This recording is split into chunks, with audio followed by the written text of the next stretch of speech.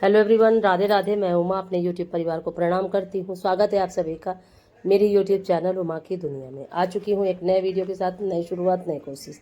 समय है सुबह का। आ चुकी थी रसोई में। सुबह का सारा काम हो चुका था और आज था अनंत चतुर्दशी का दिन। तो आप सभी को अनंत चतुर्दशी की बहुत सारी शुभकामनाएं।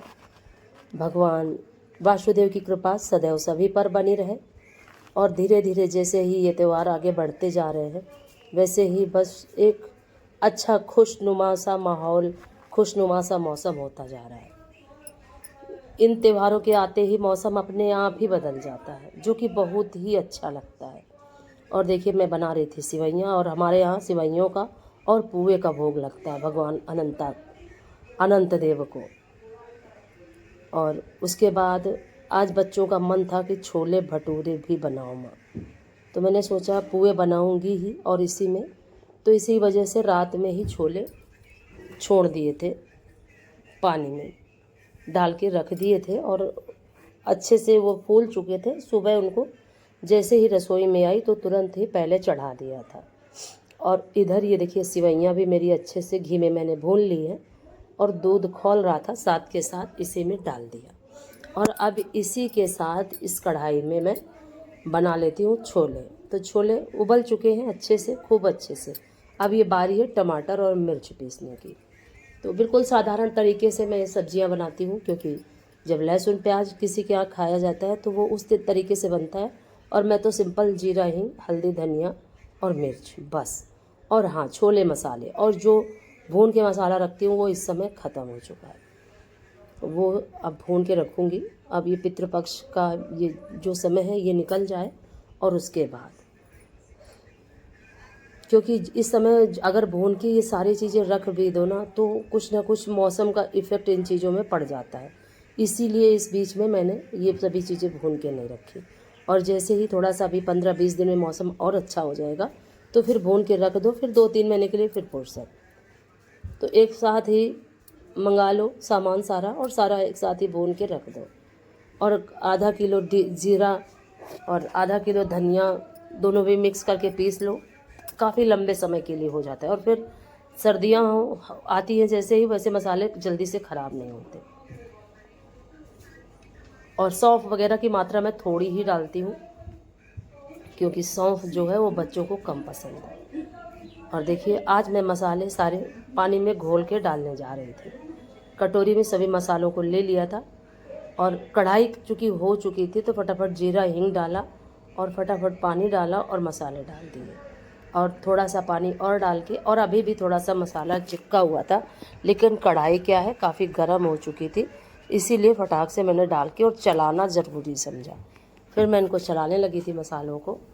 और उसके बाद मैं कटोरी को धुल के डाल दूँगी। ये देखिए, अगर आज का वीडियो थोड़ा सा भी आपको अच्छा लगे तो वीडियो को लाइक करिए, चैनल को सब्सक्राइब करिए, बेल को ज़रूर प्रेस करिए। एक प्यारी से कमेंट के साथ अपना प्यार आशीर्वाद ज़रूर दें। और इधर क्या है, जैसे ही मसाले पकते जा रहे थे और साथ के साथ सिवैयाँ भी बिल्कुल पकी ही चुकी थी और अब बारी थी इसमें शक्कर डालने की। तो दिखाती हूँ आपको शक्कर में कितनी ज़्यादा चींटियाँ भर चुकी हैं। जैसे ही देखिए, चाहे कपूर रखो, चाहे लौंग रखो, कुछ भी रखो, लक्ष्मण रेखा खींचो, कोई फ़ायदा नहीं, क्योंकि जब ये भर जाती हैं फिर इनको निकालना काफ़ी मुश्किल हो जाता है। तो एक साइड से करके और निकाल रही थी, लेकिन फिर भी काफ़ी चींटियाँ इसमें आ चुकी थी। अब इनको सब एक एक करके निकालना पड़ेगा। और इसी बात की सबसे ज़्यादा समस्या आ जाती है कि जब बिल्कुल सारी चीज़ें बिल्कुल क्लियर होती हैं कि अब हमारा ये खाना बनने वाला है और जैसे ही शक्कर की बारी आती है तो फिर मुसीबत आ जाती है और वो चींटियाँ भर ही जाती हैं। काफ़ी ज़्यादा चींटियाँ हो जाती हैं। और ज़रा सा भी, अगर थोड़ा सा भी ढक्कन बच्चों ने ढीला कर दिया या कुछ भी हो गया, कोई भी दिक्कत हो गई, या कपूर का जो खुशबू है अगर वो कम हो गया डिब्बे में, तो ये चींटियाँ अपने आप भरी जाती है। और इसी वजह से पन्नी से मैं शक्कर निकालती भी नहीं, क्योंकि पन्नी से क्या है कि जब भी चींटियाँ आ जाती हैं तो डिब्बे से उठा लो पन्नी को और बाहर रख दो। और अभी बस थोड़े दिन बाद ही इतनी ज़्यादा चींटियाँ नहीं रहेंगी। ये बारिश में कुछ ज़्यादा ही रहती है। आती सर्दियों में भी चींटियाँ हैं, गर्मी में भी आती हैं, लेकिन इतनी ज़्यादा नहीं आती है। और फिर फाइनली देखिए छोला मेरा बन चुका था और अब बारी थी आटा लगाने की। तो सबसे पहले पुए का आटा लगा देती हूँ। शक्कर मैंने पहले ही घोल के रख दी थी और ज़्यादा पुए नहीं बनाऊँगी, बस थोड़े से भोग भर के लिए, और बाकी बनाऊँगी भटूरे। तो उसके लिए मैदा ले लिया मैंने। अब मैदे को छान देती हूँ, क्योंकि कितना भी अच्छा मैदा हो, ये बारिश का जो समय होता है या कोई भी समय हो, उसमें हम छान के कितना भी रखें चीज़ों को, लेकिन वो वैसी की वैसी ही हो जाती हैं। तो छानना ज़रूरी होता है। उसमें मैदे में मैंने डाल दिया था 1 कटोरी दही। दोनों को ही मिला के और अच्छे से उसको साना, आटे को, और सान के रख दिया था। अब चढ़ा दी थी कढ़ाई। तो सबसे पहले इसी में बनाऊंगी पुए, ये देखिए। और पुओं में थोड़ा सा देसी घी का मोयन डाल दिया था, ज़्यादा नहीं, क्योंकि इस समय क्या है, वैसे भी ज़्यादा पुए पूड़ी ये सब चीज़ें बनती रही हैं, तो बस थोड़े ही पुए बनाऊंगी। और अभी उस बीच में संतान सप्तमी वाले दिन तो बनी ही थी। और ये देखिए सिवैयाँ और ये पुए भोग के लिए। और अब मैं सेकने जा रही थी पूड़ियाँ, मैदे की पूड़ियाँ सेकूँगी। बच्चे बिल्कुल खाने के लिए तैयार थे। बच्चों को खिलाऊँगी, खुद भी खाऊँगी, और फिर आगे के जो सारे काम जिस तरह से करती हूँ वीडियो में दिखाती हूँ। वीडियो में बने रहिए। वीडियो पसंद आए वीडियो को लाइक करिए, चैनल को सब्सक्राइब करिए, बेल को ज़रूर प्रेस करिए। एक प्यारे से कमेंट के साथ अपना प्यार आशीर्वाद मुझे ज़रूर दें। और कभी कभी हम जितना सोचते हैं कि आज उतना जल्दी हो जाए, उस दिन निश्चित है कि हमें बिल्कुल श्योर देर होनी ही होनी है। और मेरे साथ तो ये हमेशा ही होता है। अगर मैं ये सोचूं, और फिर भटूरे बनाए थे जितने, फिर मैंने वीडियो पूरा नहीं बनाया, सिर्फ एक ही बना के, और बस मैंने सोचा कि बच्चों को दे देती हूँ। जब सेकती हूँ तब तक बच्चे खाना शुरू करेंगे। और ये देखिए छोले कुछ इस तरीके से बना के, और भटूरे। और फिर देखिए ये सारे भटूरे बन चुके थे, बच्चों ने खाना शुरू कर दिया था। और अब सारा अभी काम पड़ा हुआ था, कपड़े भी धुलना था और बर्तन भी मैंने धुल दिए थे।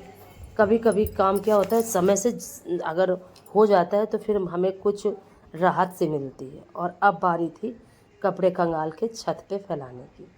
तो आ चुकी थी छत पे और कपड़े फैलाती हूँ। धूप काफ़ी तेज़ थी, लेकिन इस समय की जो धूप है वो कितनी भी तेज़ हो, ज़्यादा लगती नहीं है।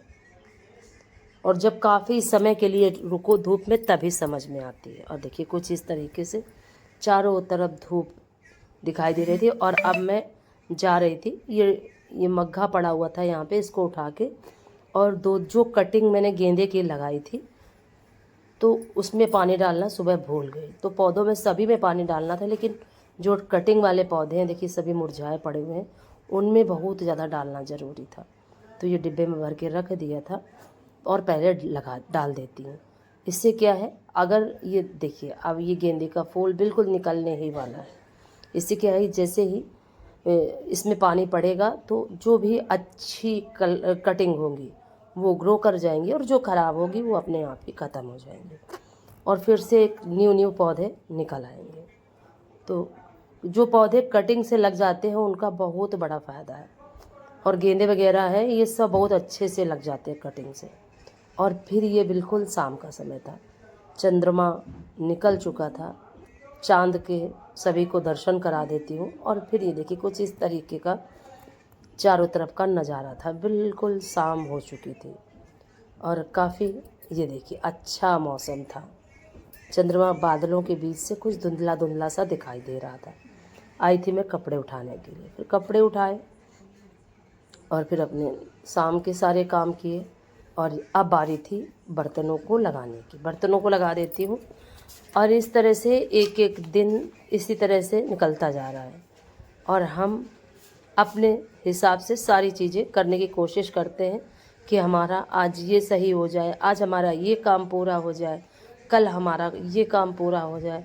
और यही करते करते जीवन कैसे निकल जाता है पता ही नहीं चलता। तो जीवन की भी एक अजब कहानी है। और उसके बाद ये देखिए आ चुकी थी मैं रसोई में। और कभी कभी हंसते खेलते इसी तरह से जीवन इंसान का निकल जाता है। और कभी कभी जब हमें कठिनाइयों का सामना करना पड़ता है तब हम उन कठिनाइयों से डरने लगते हैं। लेकिन हमें कभी भी डरना नहीं चाहिए, क्योंकि जब कठिनाइयाँ आती हैं तभी आदमी का जीवन निखरता है, और बिना कठिनाइयों का कोई जीवन ही नहीं है और उस जीवन की कोई वैल्यू भी नहीं है। तो हमेशा कठिनाइयों में धैर्य, और कभी कभी क्या होता है धैर्य छूट जाता है, लेकिन ईश्वर की कृपा जब होती है तो अपने आप ही व्यक्ति धैर्य के साथ फिर से उठ के खड़ा हो जाता है। कितनी भी बुरी स्थिति में हो इंसान, अगर वो ईश्वर के प्रति आस्था रखता है तो उस ईश्वर का ये काम होता है कि वो उसको बहुत ही सरलता, बहुत ही सहजता के साथ निकाल देते हैं। धन्यवाद।